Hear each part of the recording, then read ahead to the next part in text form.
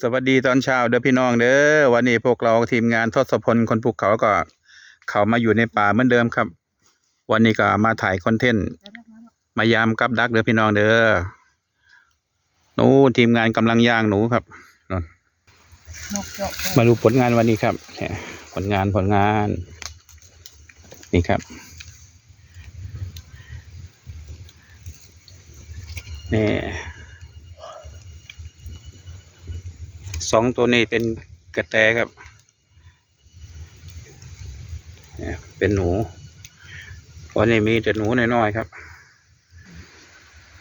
บรรยากาศร่มรื่นมากครับตามป่าตามเขานี่ครับ